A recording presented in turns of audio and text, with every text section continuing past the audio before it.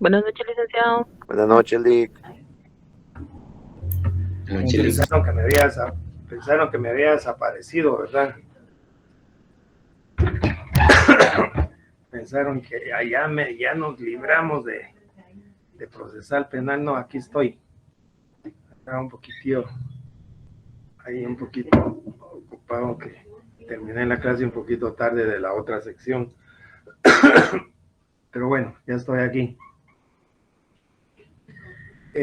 Vamos a seguir con la primera declaración. Vamos a recordar un poquito lo que vimos en la clase pasada. A ver, Alexander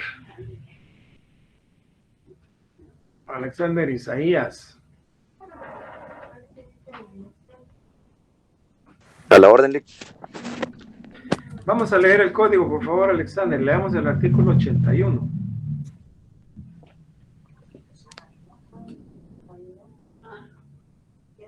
Para recordar, y vamos a hacer algunos comentarios y a preguntar a ver si hay alguna pregunta o algo por el estilo. El artículo 81, licenciado, o el 82, porque ahí nos habíamos quedado en el desarrollo de la primera audiencia. No, Declaración. el 81 le dije. Va, muy bien, licenciado, a la orden. Artículo 81, advertencias preliminares. Al iniciar la audiencia oral, el juez explicará al sindicado, con palabras sencillas y claras, el objeto y forma en que se desarrollará el acto procesal. De la misma manera, le informará los derechos fundamentales que le asisten y le advertirá también que puede abstenerse de declarar y que tal decisión no podrá ser utilizada en su perjuicio.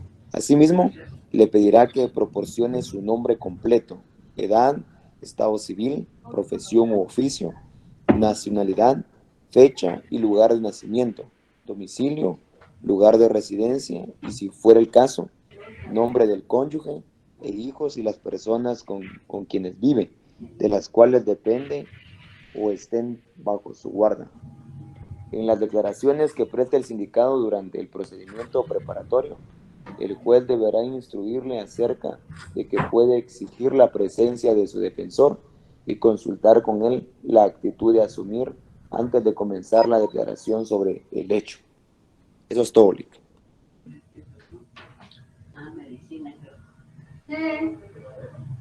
Ahorita va. Pregunto, jóvenes, ¿alguna duda sobre esto? Y quiero hacer énfasis en lo siguiente. Las advertencias preliminares que se le hacen al sindicado son muy importantes, y yo quiero insistir un poquito en esto, y me detengo bastante en esto porque tanto didácticamente, pedagógicamente, es muy importante que lo entendamos, como para la práctica, que en la práctica es cuando no vamos a estar en una primera declaración, y de la primera declaración se derivan una serie de situaciones. Al procesado hay que hacerle saber sus ¿cómo se llama? Con palabras sencillas sobre el objeto de la diligencia. Se individualizará, se hará su nombre, su edad, su estado civil, su profesión, oficio, el nombre de su cónyuge, de sus hijos, quienes viven con él, quienes dependen de él, etcétera, etcétera. Y especialmente que pueda asistirse de abogado defensor. Y cuando decimos que especialmente que puede asistirse de abogado defensor, de su confianza, no puede ser cualquier abogado. Y puse a Alexander, le pedí favor que nos hiciera el favor de leer nuevamente, porque quiero preguntar, ¿tenemos claro esto? ¿Hay alguna pregunta? ¿Necesitan alguna ampliación? Para que entremos otra vez al desarrollo de la diligencia de la primera declaración.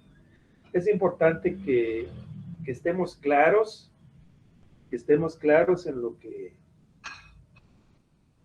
en lo que estamos haciendo.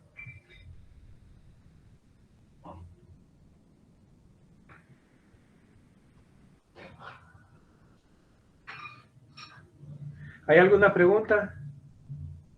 ¿Alguna aclaración? Licenciado, Particular? Sí, sí, Alex. en el caso de que el sindicado no quiera declarar, se termina la primera audiencia y el juez o el No, Ministerio Público es el que... ¿Qué sucede en ese caso, licenciado? la audiencia sigue. Y vamos a terminarlo de ver hoy. Leamos el 82 ya que estamos en esto, Alex. Muy bien, licenciado. Artículo 82, el desarrollo de la primera declaración. La audiencia se desarrollará de conformidad con lo siguiente.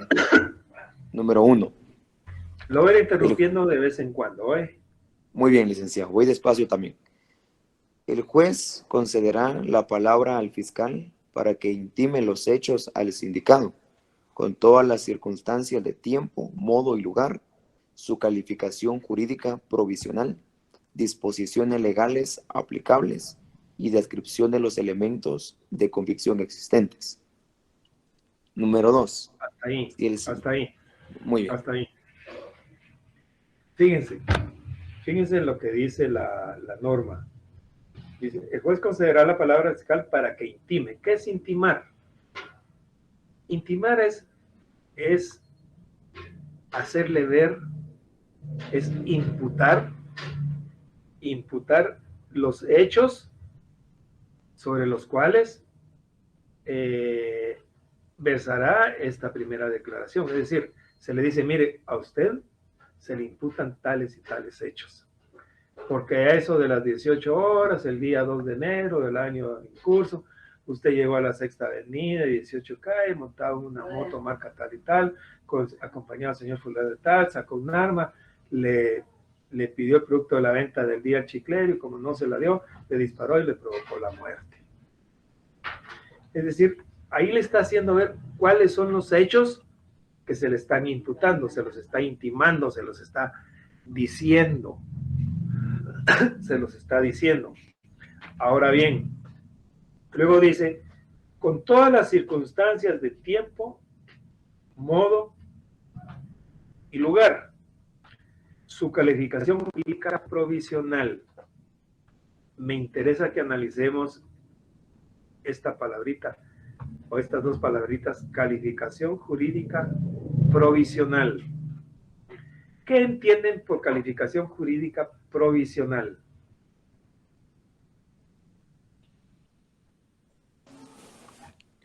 Podría ser la tipificación del delito, licenciado, o sea, en el sentido de que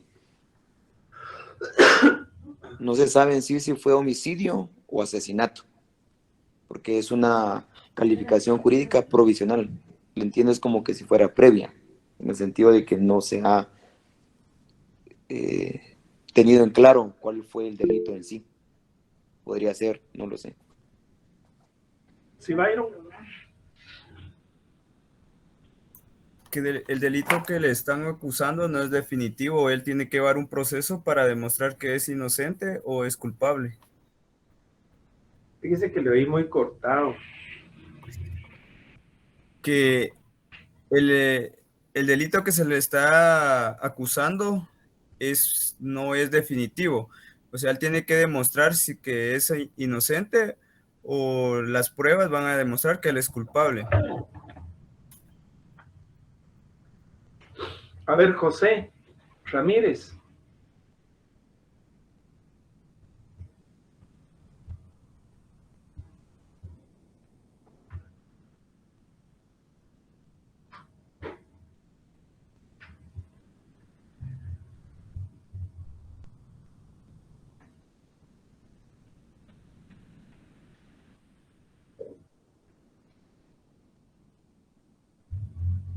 José Ramírez.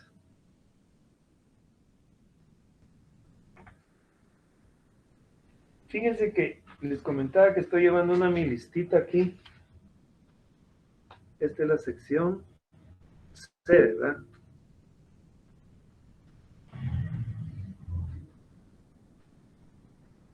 Estoy llevando mi listita aquí, igual con la otra sección, porque los llamo y no me contestan. Entonces, puede haber una lista aquí de las personas que están ahí o está su aparato solo ahí conectado. José. Mire. Lo llamé para participar y no contestó. A ver, Jorge. Sí, Jorge. Buenas noches, licenciado. Fíjese Buenas que noches, Jorge. yo también opino que es así como dice el compañero, que sí es como antes de dar el fallo final, podría decirse, o la sentencia, se tiene que poner una medida a la persona. En este caso, yo he visto algunos casos donde ponen como arresto domiciliario, se podría decir, antes de que, como una medida sustitutiva tal vez para prevenir que la persona escape, pero no es realmente el delito que se ha cometido, no, que es solo como una prevención para que poder seguir en el juicio, se podría decir. ¿Alguien más?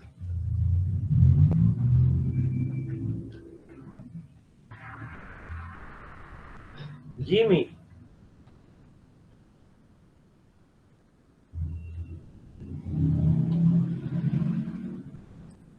Dígame, licenciado. Lo mismo que pregunté. Pues sí que en efecto las medidas sustitutivas serían necesarias en esa situación. No No estoy seguro que pregunté pues eso. podríamos agregar aquí.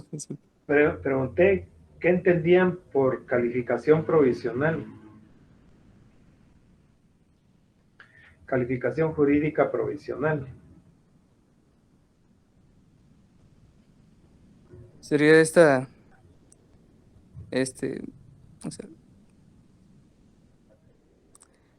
l- la calificación que se le daría al acusado, ¿no?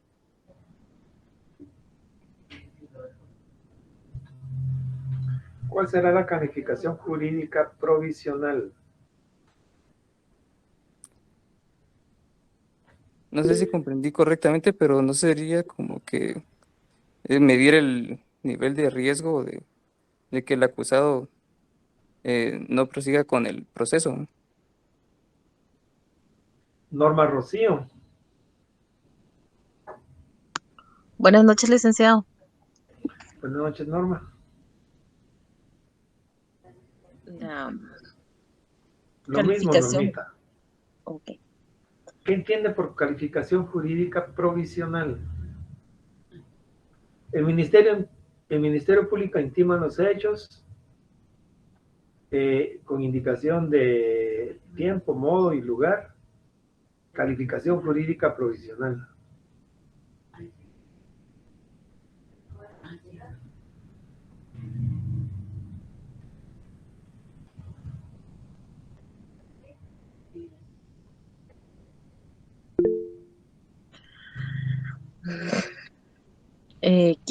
No sé, Sí. licenciado, no estoy muy segura si sea, por ejemplo, identificar el delito el cual se le está imputando a la persona en, en la primera declaración. Eddie. Buenas noches, Lick. Buenas noches. Yo entiendo que es como la acusación que le hacen al imputado, Lick.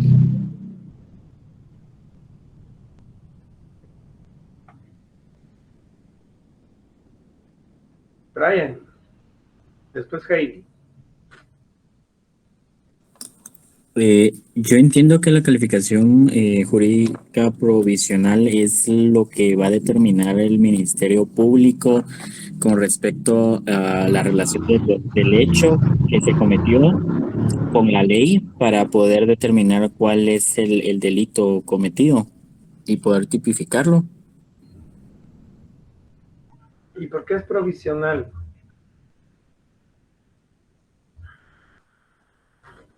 Porque yo entiendo que provisional sería porque no sea en sí todavía se debe llevar un juicio por el cual se debe determinar si es responsable o no de ese delito. Entonces diría yo que mientras no se ejecute una sentencia, se considera provisional.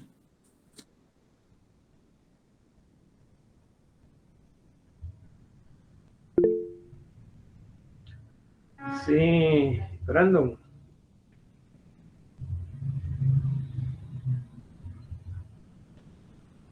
Vía provisional porque no hay indicios racionales suficientes para determinar qué delito está cometiendo. Un ejemplo sería lesiones culposas.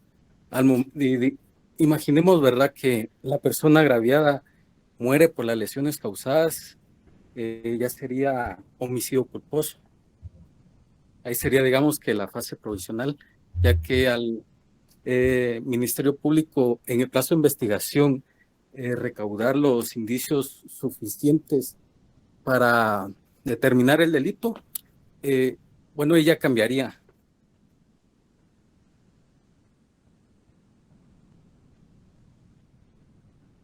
¿Quién califica la figura delictiva? El juez. El Ministerio Público. El MP. El Ministerio Público. Dice el MP. ¿Quién califica? ¿Quién ejerce jurisdicción?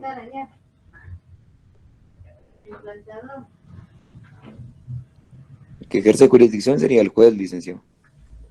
El juez Es competente. el juez. Entonces, ¿quién califica?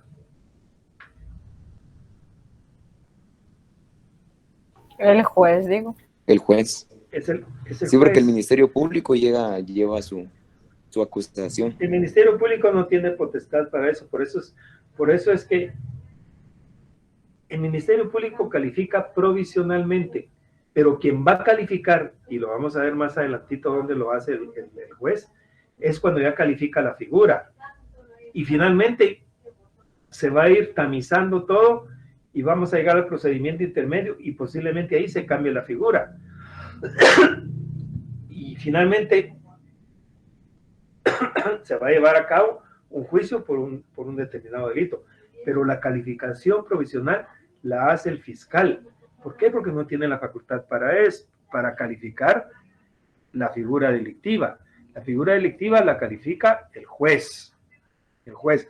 Por eso es que la calificación que se hace por parte del fiscal es provisional. Es decir, a usted se le imputa el hecho de haber llegado con el chiclero, etcétera, etcétera, y este delito, señor juez, está calificado en el Código Procesal Penal, en el Código Penal como delito de asesinato, y tenemos como elemento de convicción para probar el hecho, señor juez, tales y tales elementos de juicio.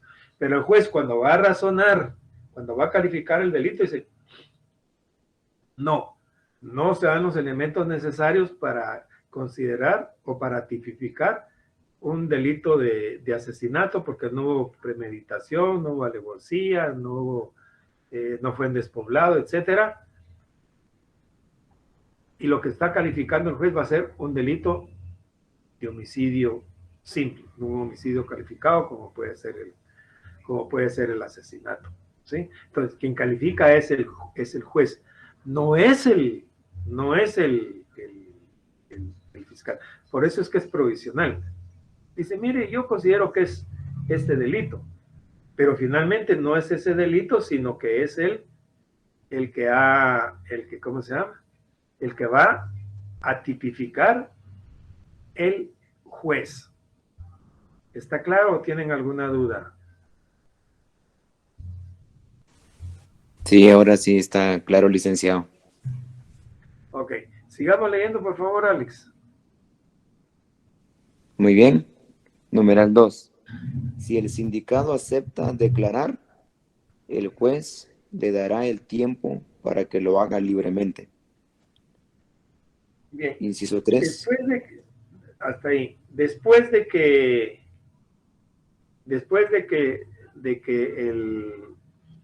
se le han intimado los hechos, ya se le han hecho las advertencias, ya se le ha explicado, mire, ustedes se les indican tales y tales se les indica por tales y tales hechos.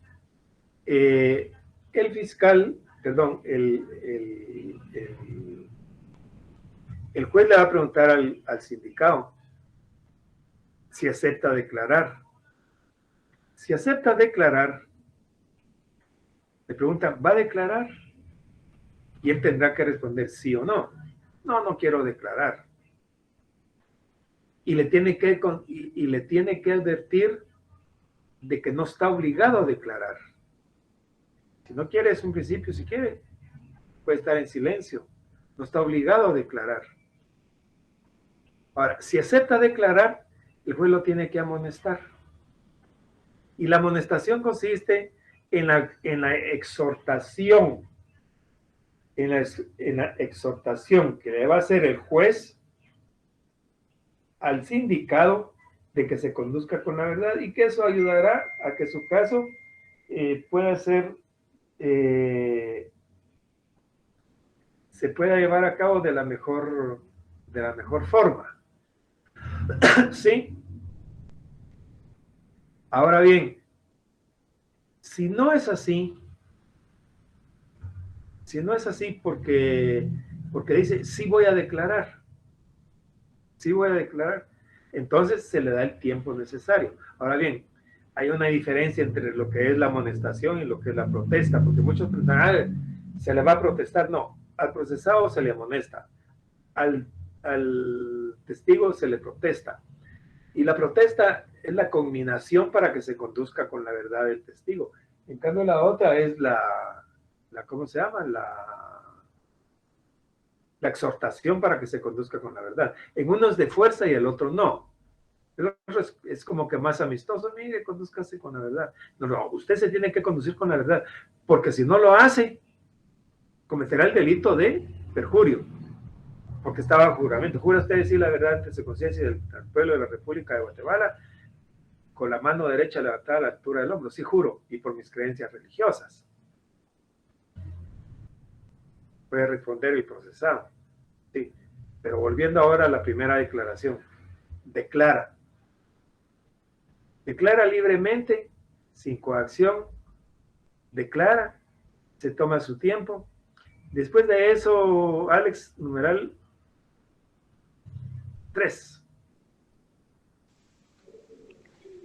Después de declarar, el sindicado puede ser sometido al interrogatorio legal del fiscal y del defensor.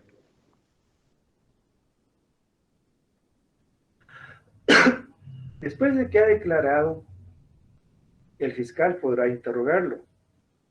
Dice, si el sindicado hace, pero después de declarar, el sindicado puede ser, no dice debe ser, sometido al interrogatorio legal del fiscal y el defensor.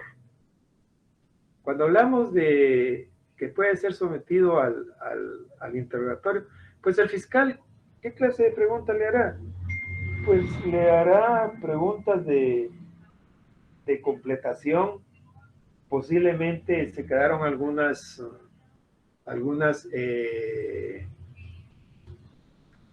hechos por ahí que no están claros. Va a tratar de introducir más información al proceso para que el juez pueda tener más elementos de juicio posiblemente para ligarlo a juicio, para ligarlo a proceso o para dictarle una medida de coerción. Entonces, el defensor, pues obviamente tratará de desvanecer o de aclarar algunos puntos en los cuales el procesado pudo haberse equivocado, o posiblemente algunos puntos de defensa para que no se le dicte, para que no se le ligue a proceso posteriormente, o no se le dicte una medida de coerción, etcétera. Por ahí es como va el asunto. Número 4, Alex. El juez concederá la palabra al fiscal y al defensor para que demuestren y argumenten sobre la posibilidad de ligarlo a proceso, debiendo resolver en forma inmediata. Fíjense lo importante que es esto.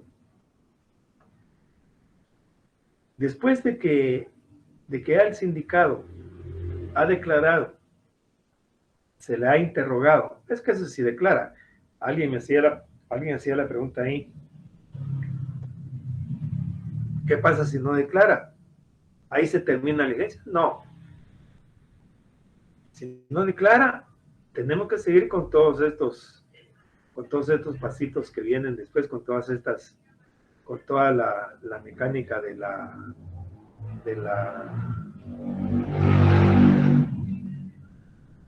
diligencia de la primera declaración.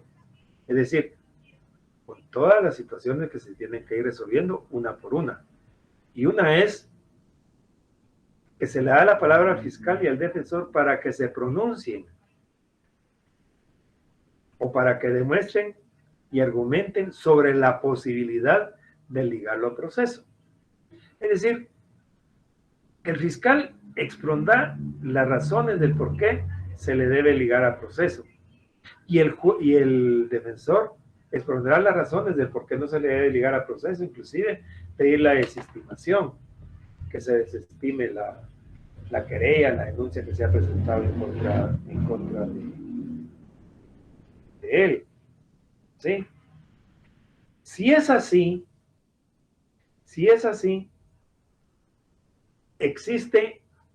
se da la controversia, se da el contradictorio, el fiscal pidiendo que se le ligue a proceso y el defensor pidiendo que se deje que no se le ligue a proceso, y el juez tiene que decidir inmediatamente sobre esa situación, pero para eso tiene que razonar, es decir, que tiene que expresar las razones del por qué está tomando esa decisión. Cuando se dice que el juez tiene que razonar, que se les quede, tiene que motivar su resolución, porque lo que está dictando ahí es una resolución. Es una resolución motivada y tiene que expresar las razones del por qué se le está ligando a proceso. Y cuando se le está ligando a proceso, se le liga a proceso por el delito tal y tal, pero tiene que expresar las razones. Y ahí es donde está calificando el juez la figura delictiva, es decir, donde está calificando el delito. Por eso decíamos que la calificación que hacía el Ministerio Público era una calificación jurídica provisional, porque en este momento el juez va a calificar el delito. ¿Alguna duda, alguna pregunta, alguna aclaración? Pregunto, ¿todo está claro? ¿Hace falta algo? ¿Vamos entendiendo? Es importante que yo sepa eso porque al final lo más importante es que ustedes lo entiendan, que vayan entendiendo cómo es, que vayan viendo cómo es.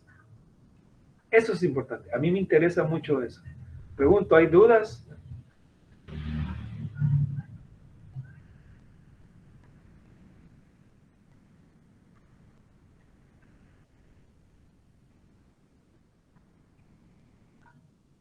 No hay dudas, jóvenes. No puede ser, hombre.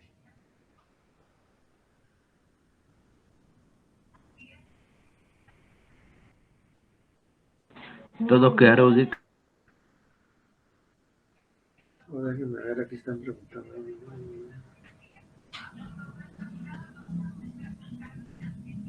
La intimación solo se hace una vez.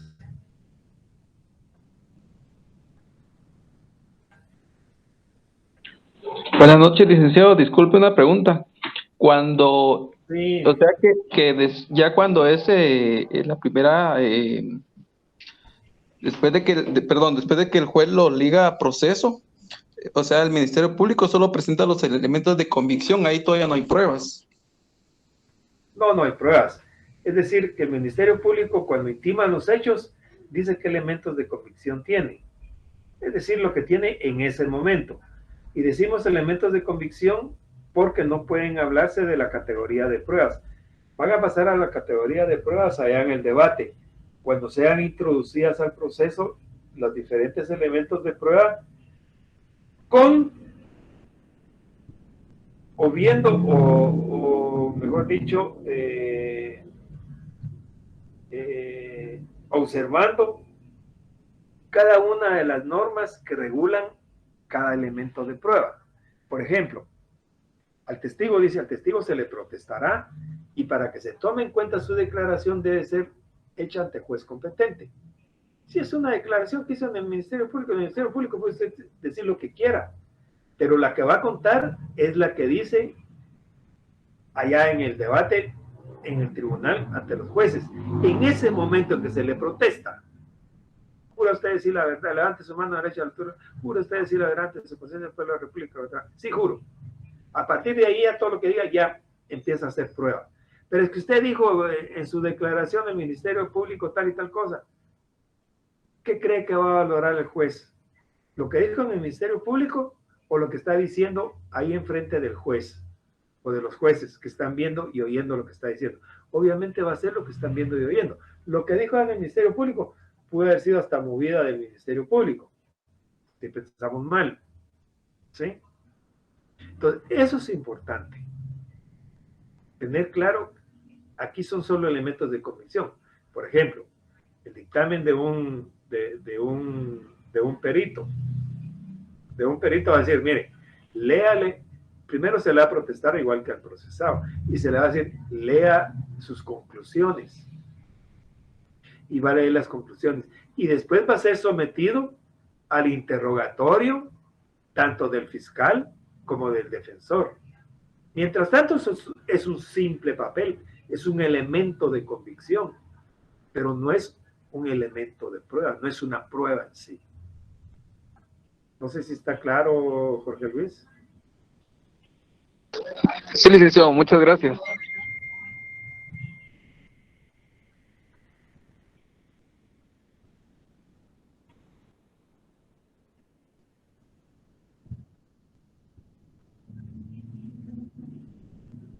Él puede declarar las veces que quiera y puede abstenerse de declarar las veces que quiera.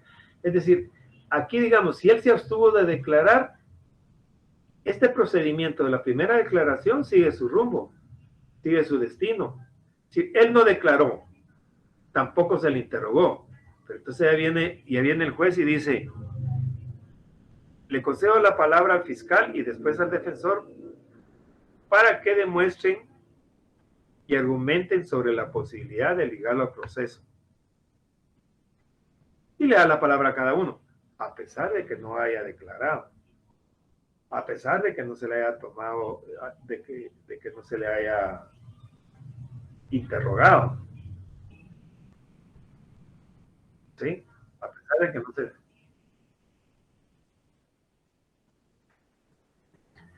Va a dictar una resolución de ligarlo a proceso o desestimar, no sabemos, pero asumamos que lo liga a proceso. Entonces tiene que razonar y decir por qué se le está ligando a proceso.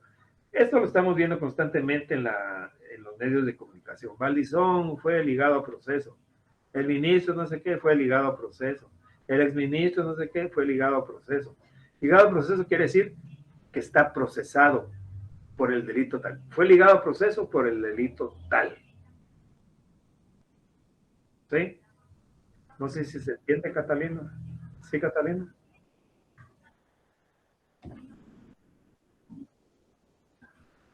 No, ahí puede ser de que si él estaba en rebeldía, lo hayan detenido y lo hayan llevado para su primera declaración. O puede ser de que solo lo llamaron y se presentó. Y ya va a depender del próximo. Lea el próximo numeral, por favor, Alex. Ahorita vamos a salir de esa duda, Catalina. Numeral 5. El juez concederá nuevamente la palabra al fiscal y al defensor para que demuestren y argumenten sobre la necesidad de medidas de coerción, debiendo el juez resolver en forma inmediata. Bien. Catalino dice, el juez concederá nuevamente la palabra al fiscal y al defensor para que demuestren y argumenten sobre la necesidad de la medida de coerción, debiendo el juez resolver en forma inmediata. Es decir, que tiene que resolver sobre la medida de coerción. O en su caso, dictará una medida sustitutiva. O en su caso, una medida sustitutiva. Pero si va a dictar una medida de coerción, va a dictar un auto de prisión preventiva. En ese momento ya está decretando la prisión preventiva y él va a salir de ahí directamente al preventivo de la zona 18, o preso a donde tenga que irse, porque él llegó libre, pero si le dictan acto de prisión, lo dejan preso. Es decir, ya no es detención, porque la detención, recuérdense que ¿qué es la detención? Es privar de la libertad a una persona por un breve lapso de tiempo. Eso es la detención. Privar a una persona de su libertad por un breve lapso de tiempo. Eso es la detención. Aquí ya no. Aquí ya se le está dictando prisión preventiva. Y les pregunto, ¿qué se requiere para decretar la prisión preventiva? A ver, Catalino.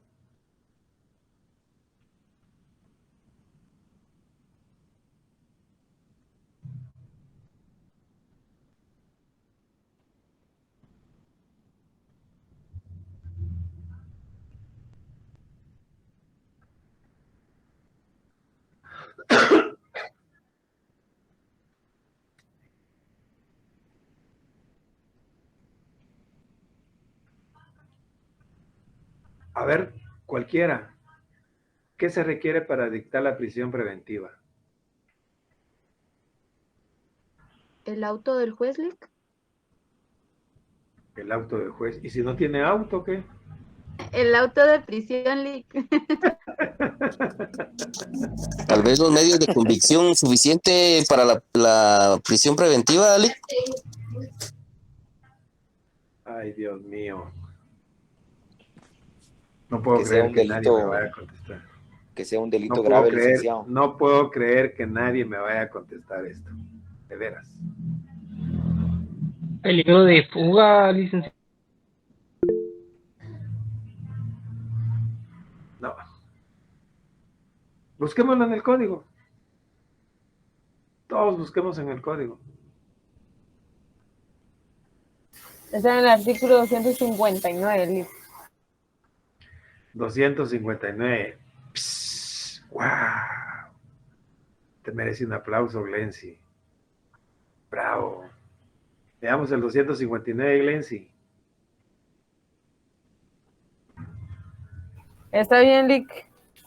Bueno, artículo 259 dice: prisión preventiva. Se podrá ordenar la prisión preventiva después de oír al sindicato, cuando medie información sobre la existencia de un hecho punible y motivos racionales suficientes para creer que el sindicado lo ha cometido o ha participado en él.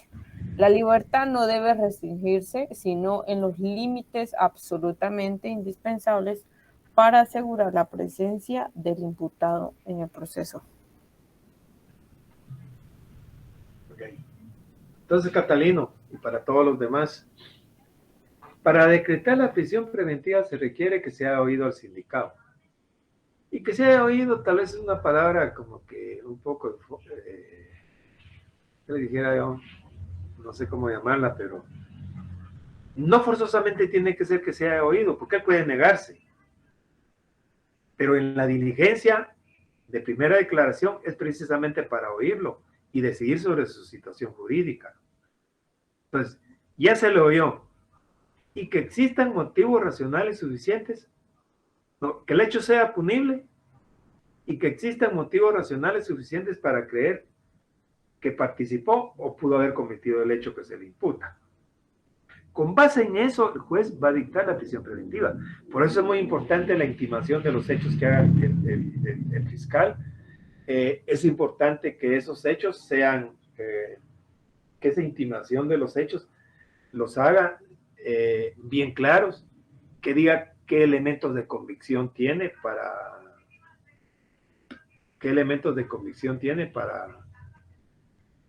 ¿cómo se llama? Para aprobarlo. Entonces, el juez, con base en eso, va a dictar la prisión preventiva. Ya lo oyó.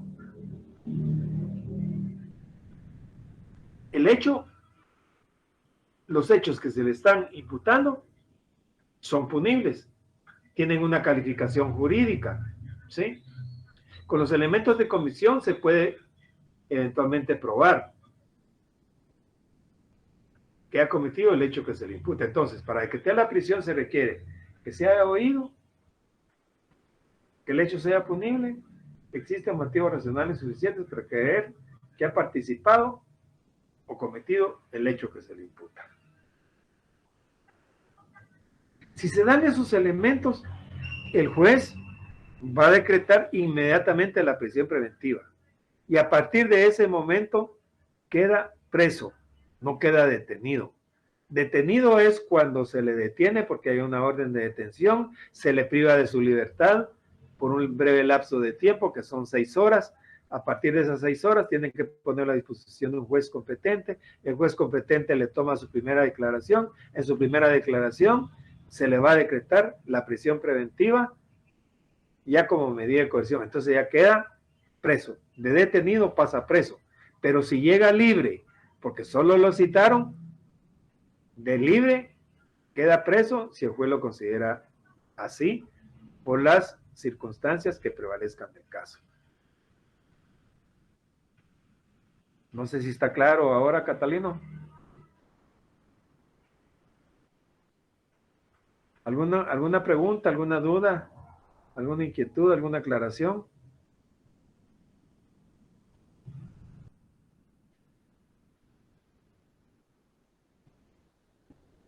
Puede ser que le dé medida sustitutiva.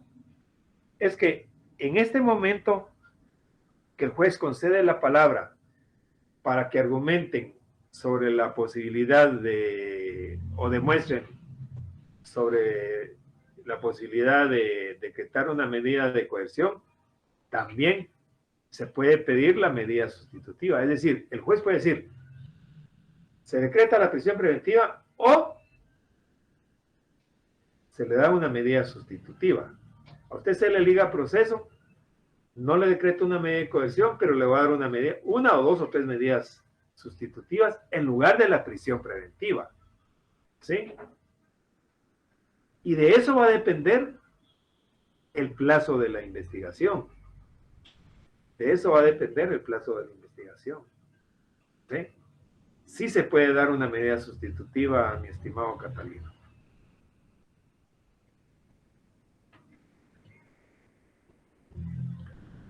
¿Alguna otra pregunta?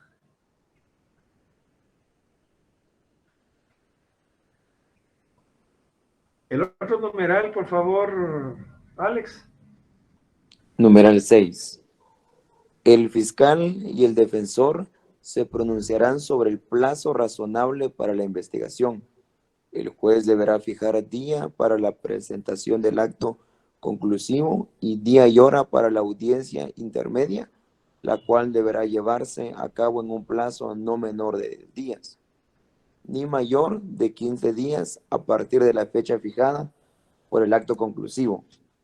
Una vez presentado el acto conclusivo, se entregará copia del mismo a las partes que lo soliciten y se dejará a disposición del juez las actuaciones y medios de investigación para que examinarlos hasta la fecha fijada para la audiencia. Ok. Entonces ahora la pregunta del millón. ¿Cuánto dura la investigación?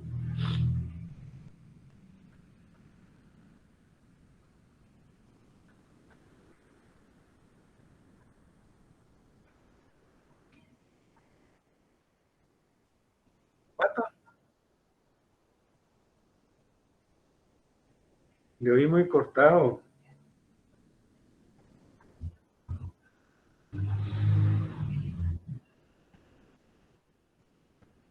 No. Eso es para Buenas noches. eso es para el procedimiento intermedio. Es decir, concluida la investigación, fija una audiencia en un plazo no mayor de 15 ni menor de 10. Para, a partir de la fecha, el acto conclusivo. Es decir, a partir de la fecha en que termina la investigación. Yo les he dicho que la investigación previa a esta primera declaración o que se ligue a proceso no está sujeta a un plazo. Sí, Heidi.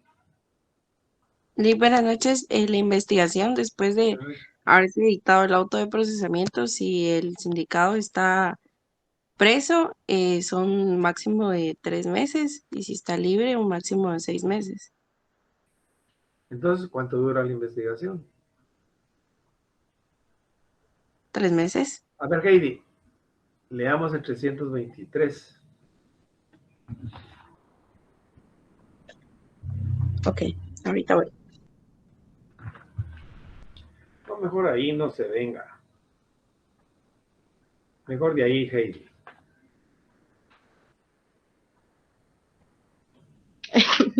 El 323, ¿verdad? Sí.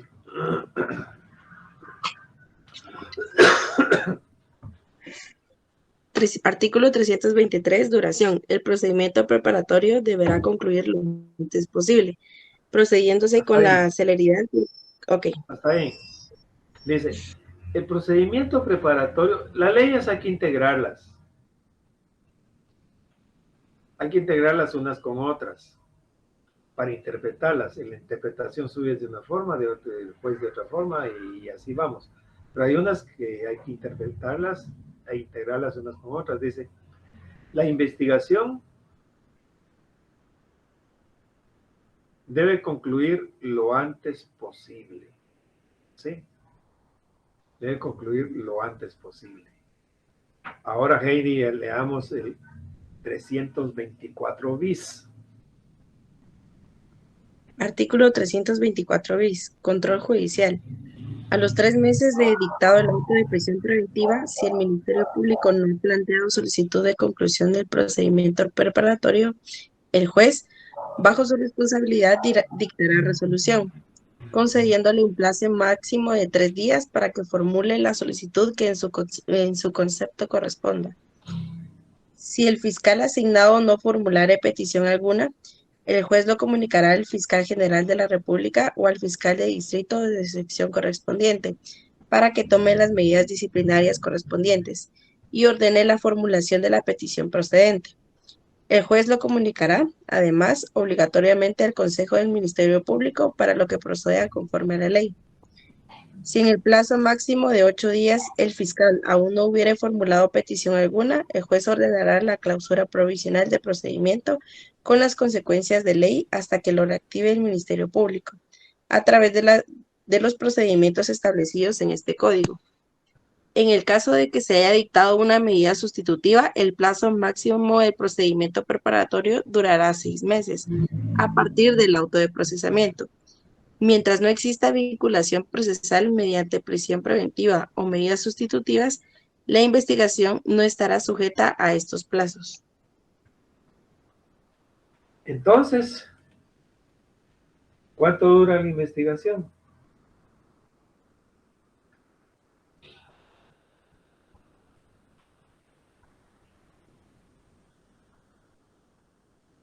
¿O cuándo debe concluir la investigación?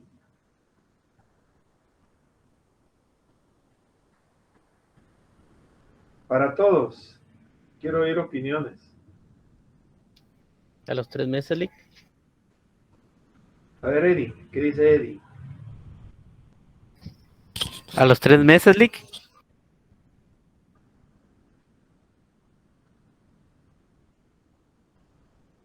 ¿De dónde sacó usted que a los 3 meses?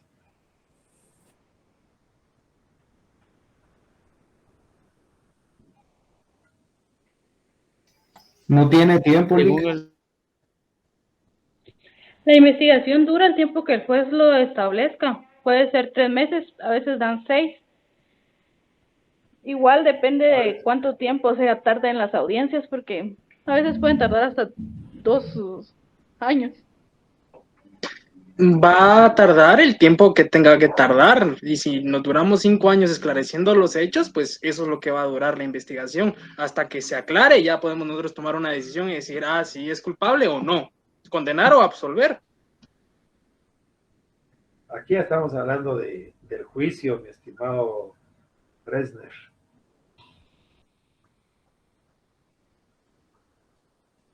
Resner. Bueno, licenciado. Léame el artículo 324 bis. Ahorita voy, licenciado.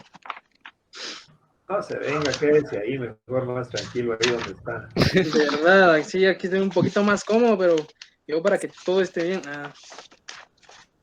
Yo diría que dura 6 meses. ¿Sí? El bis, ahorita dice, artículo 324 bis, control judicial. A los 3 meses de dictado el auto de prisión preventiva, si el Ministerio Público no ha planteado solicitud de conclusión del procedimiento preparatorio, el juez, bajo su responsabilidad, dictará resolución concediéndole un plazo máximo de 3 días para que formule la solicitud en su concepto corresponde. ¿Ya se cansó? Yo pensé que iba con eso y teníamos todo claro, pero bueno, yo sigo, no pasa nada. Si el fiscal asignado no formulare petición alguna... Yo pensé que ya se había cansado. No, hombre, si estamos empezando, todavía son las 8, aquí hay hasta que termine la clase. Hasta que termina. Pues sí, entonces sigo. Si el fiscal asignado no formulare petición alguna, el juez lo comunicará al fiscal general de la República o al fiscal del distrito o de sección correspondiente para que tome las medidas disciplinarias correspondientes y ordene la formulación de la petición procedente. El juez lo comunicará además obligatoriamente al Consejo del Ministerio Público para lo que proceda conforme a la ley. Si en el plazo máximo de 8 días el fiscal aún no hubiere formulado petición alguna, el juez ordenará la clausura provisional del procedimiento con las 3 consecuencias de ley hasta que lo reactive el Ministerio Público a través de los procedimientos establecidos en este código. En el caso de que se haya dictado una medida sustitutiva, el plazo máximo del procedimiento preparatorio durará 6 meses a partir del auto de procesamiento, mientras no exista vinculación procesal mediante prisión preventiva o medidas sustitutivas. La investigación no estará sujeta a estos plazos. Entonces, Brenner, 5, 6 años, 8 años, ¿cuánto dura la investigación? 3 meses después de la prisión preventiva. Pero ya lea el párrafo, el penúltimo párrafo. En el caso de que se haya dictado una medida sustitutiva, el plazo máximo del procedimiento preparatorio durará 6 meses a partir del auto de procesamiento. Entonces dura 6 meses. Pues dura 6. Solo si hay una medida sustitutiva. A ver, Heidi. Perdón. Los 3 si hay una prisión preventiva y 6 si hay una medida sustitutiva como máximo.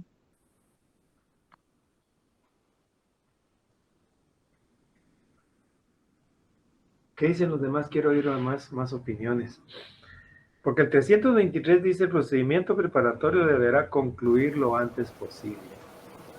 Y luego dice de que debe durar 3 meses. Y por otro lado dice que 6 meses.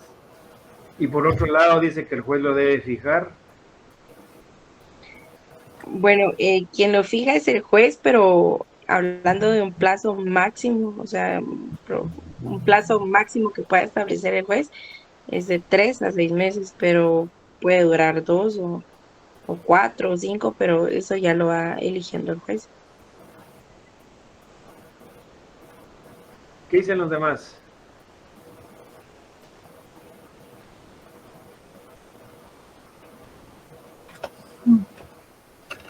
Buenas noches. Carolina. Buenas noches, Carolina. Buenas noches, Lick.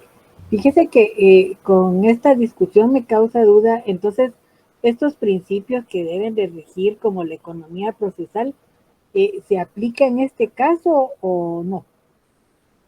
No, aquí no es, esto no es de economía procesal. No, aquí no se aplica la economía procesal. Yo pensé en este momento porque, digamos, entre más tiempo pase, pues más recursos invierten, libre del tiempo que el pobre procesado. Pero fíjese que lo que pasa es que, mire, la dulzura de la teoría dice una cosa y la amargura de la realidad es otra. Esto es muy dulce,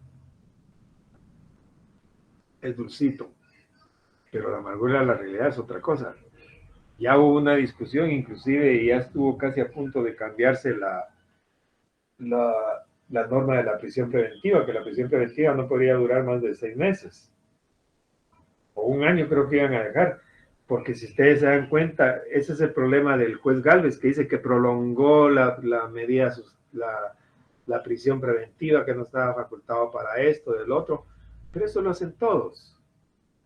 Porque no hay otra forma de hacerlo. La norma es clara.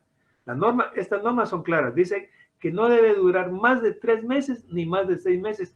Uno sea medida de coerción y otro sea medida sustitutiva. Pero los jueces en la práctica se exceden de eso. Es decir, se ha llegado al colmo, podría decir yo, de que los jueces condenan porque tanto se ha tenido preso ya la persona indebidamente que para justificar el tiempo que han estado presos, mejor los condenan, ¿verdad? Cierto. Y hasta les quedan debiendo. Sí, ya hasta de más hay, ¿verdad?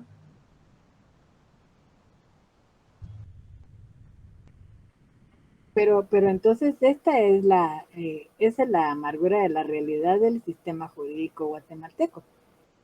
Así es, mi estimada Carolina. ¿Verdad?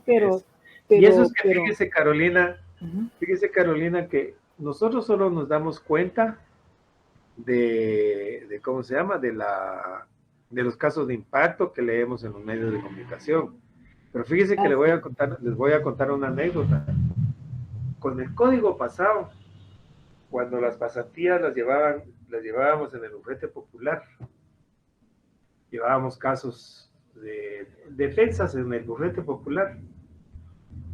Y recuerdo de un caso que una catedrática de la facultad se dio cuenta que era magistrada en una sala de apelaciones de un departamento, de aquí de la antigua.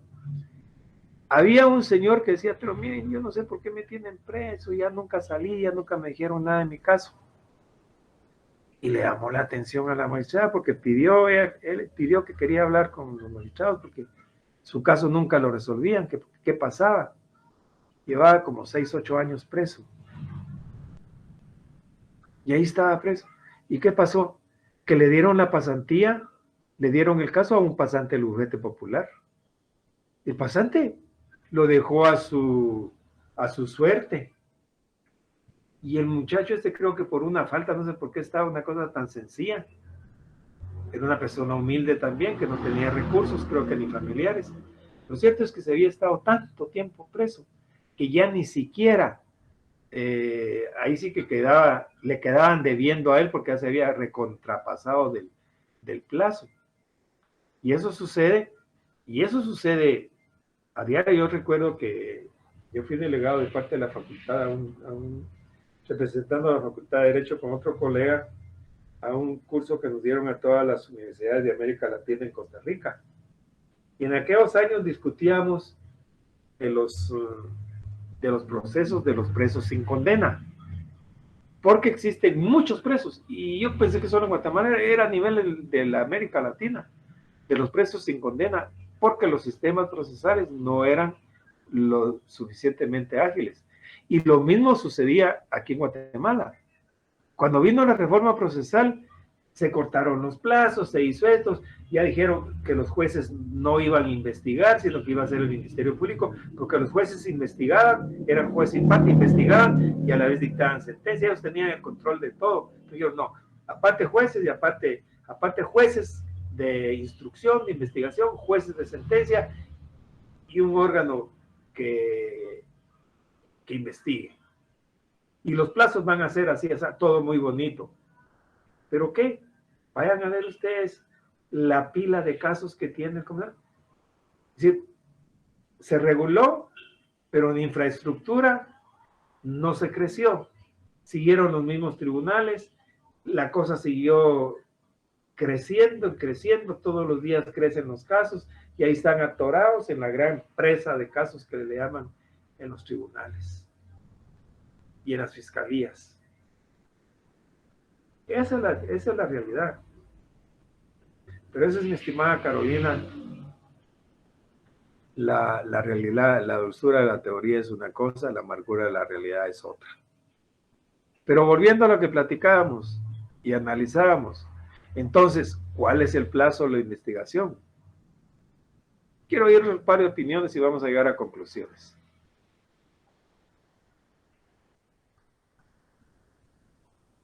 ¿No serían 195 días, Lick? No. No hablamos de días porque aquí lo que habla el código es de 3 meses y de 6 meses y que debe concluir lo antes posible. El principio general es de que debe concluir lo antes posible. Y diría yo que olvidémonos de los 3 meses y de los 6 meses. A ver, otra opinión.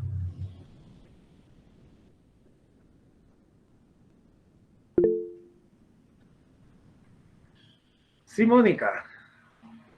Buenas noches, licenciado. Buenas noches, Mónica.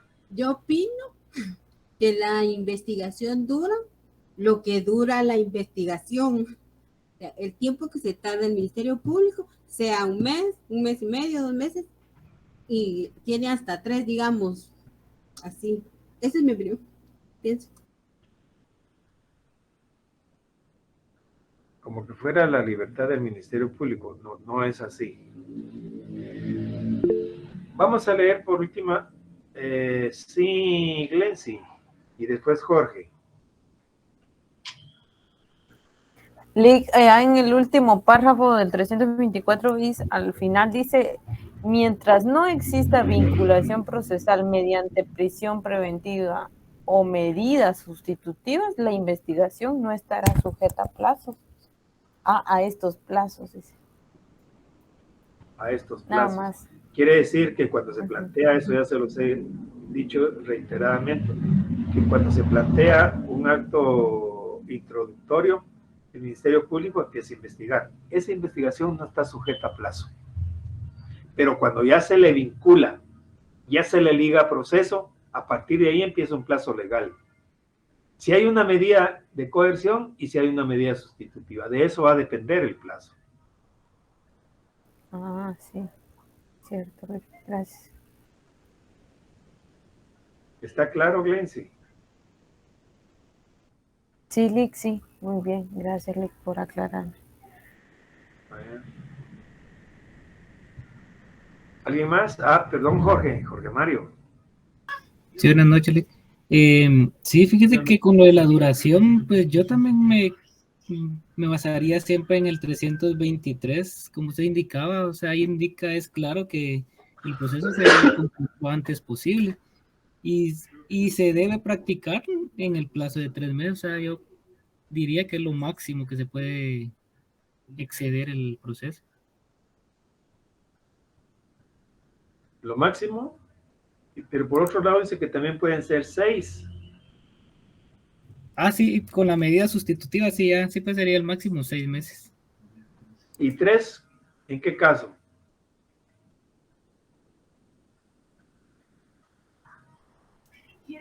Cuando se dicta el auto de prisión preventiva.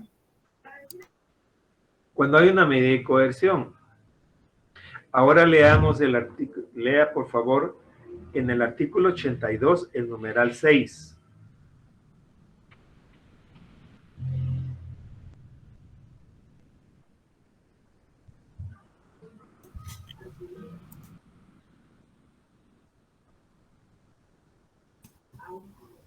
En 82, numeral 6, el fiscal y el defensor se pronunciarán sobre el plazo razonable para la investigación. El juez deberá fijar día para la presentación del acto conclusivo y día y hora para la audiencia intermedia, la cual deberá llevarse a cabo en un plazo no menor de 10 días ni mayor de 15 días, a partir de la fecha fijada para el acto conclusivo. Una vez presentado el acto conclusivo, se entregará copia del mismo a las partes que lo soliciten y se dejará a disposición del juez las actuaciones y medios de investigación para que pues examinarlos hasta la fecha fijada para la audiencia.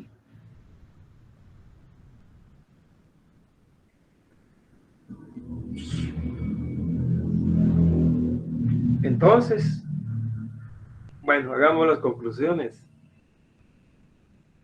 Fíjense a cómo hay que interpretar. La investigación debe concluir lo antes posible. Ese es el principio general. ¿Sí? Si hay una medida de coerción, no debe de pasar de 3 meses. Ese es el término fatal. Si hay una medida sustitutiva, no debe de pasar de 6 meses. Ese es el término fatal. Pero en esta primera declaración, el juez le dice al fiscal que se pronuncie sobre el plazo de la investigación. Y también le dice al defensor que se pronuncie sobre el plazo de la investigación. Entonces el juez les dice, ¿cuánto quiere el plazo para investigar? Ah, yo quiero 3 meses porque hay medida sustitutiva. Ah, no, dice el fiscal, el defensor. No, si ellos ya tuvieron 2 años para andar investigando y ese plazo no les corrió ahorita, ya solo 15 días, señor juez, que se le fije 15 días para que emita su acto conclusivo. Entonces el juez se pone a pensar y dice, voy a fijar un plazo. Y va a tomar en cuenta que la investigación debe concluir lo antes posible, pero no se puede pasar de 3 meses como término fatal si hay una medida de coerción. Te va a decir, fijo el plazo de la investigación en mes y medio podría ser, en tantos días, para que el Ministerio Público plantee su acto conclusivo. Y se fija la audiencia de procedimiento intermedio en tal fecha, que no debe exceder de 15 días, ni ser menor a 10 días a partir de la fecha del acto conclusivo. Si hay una medida sustitutiva, el juez va a dictar la prisión, va a fijar el plazo de la investigación dentro del parámetro de 1 día a 6 meses, como plazo máximo, siempre tomando en cuenta que la investigación debe concluir lo antes posible. ¿Sí? Entonces, en conclusión, si existe una medida de coerción, no debe de pasar de 3 meses. Ese es el plazo máximo. No es que debe durar 3 meses, no debe durar 3 meses, debe concluir lo antes posible. Dentro de ese plazo tiene que fijar la fecha el juez. Si hay una medida sustitutiva, la debe fijar dentro de los 6 meses. Ahí tiene que jugar el juez en esas fechas como plazos máximos. Si hay medida de coerción, plazo máximo 3 meses. No es que debe durar 3 meses. Si hay medida sustitutiva, plazo máximo 6 meses. No es que deba durar forzosamente 6 meses. ¿Está claro? ¿Preguntas? ¿Ampliaciones? Sí, Bayro. Licenciado, como usted comentaba, en la teoría es dulce y en la práctica es amarga, porque antes la población que estaba privada de libertad, el 36% no tenía condena, era solo por prisión preventiva, y subió un 14% durante la pandemia. Entonces, actualmente el 48% de los privados de libertad no tienen condena todavía. Y están con prisión preventiva. Exacto. Incluso estaba recibiendo un curso donde decían que estaban realizando las audiencias virtuales para tratar de agilizar todo eso, pero no se daban abasto. No se da abasto. Lo que les decía, que esto creció, pero la infraestructura no creció. No hay más tribunales, no hay más jueces. Deberían de haber más tribunales, más jueces, más defensores públicos, más fiscales para que camine la cosa, pero También hay otras prioridades en el Estado. Total que esto es complejo. Solo lo van a poder arreglar ustedes cuando lleguen a la 9ª Avenida. Pero no vayan a mandar solo el dedo o la mano para estar apachando el botón ahí para votar, sino que hay que discutir. Pero bueno, así son las cosas, mis estimados amigos, y si no hay dudas o algún otro comentario, dejamos ahí por hoy. Vamos a descansar. Yo voy a cenar algo y me voy a ver tele. Ustedes, por favor, cenan algo. Si quieren, descansan un ratito y se pongan a leer el código. Siempre leamos sobre el procedimiento intermedio. Ah, se me estaba quedando. Quiero que hagamos una práctica de la primera declaración. Quiero que hagamos una práctica de la primera declaración. Y voy a pedir 5 voluntarios.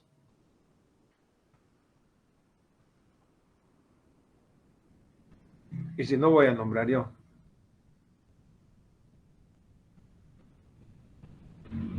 A ver, levántenme la mano 5. Salomé, Jorge Luis, Alexander, 2, 4, falta 1. Y Alexei. Alexei viene de Ucrania, ya vieron, y está... Les voy a pedir que se comuniquen entre ustedes y que me preparen la primera declaración. Vamos a nombrar a un juez, a un fiscal, a un defensor y a un fiscal, un defensor, un juez, un procesado y un auxiliar del juez. Se van a comunicar entre ustedes y lo vamos a preparar y tenemos tiempo. Yo les había dicho en la otra sección para el martes, pero luego caímos de que el martes hay asueto. Y es más, el lunes va a haber asueto también en la facultad. Entonces tenemos tiempo como para preparar algo. Ustedes inventen los elementos fácticos, distribúyanse los, ¿cómo se llama? Y vamos a hacer una pequeña práctica de una primera declaración para que podamos ver, hacer críticas y ver cómo nos sale. Eso es lo importante. ¿De acuerdo? Está bien, licenciado. Les agradezco mucho su colaboración. Quedamos entonces así. Que pasen buena noche. Descansen. Feliz noche, licenciado. Buen descanso.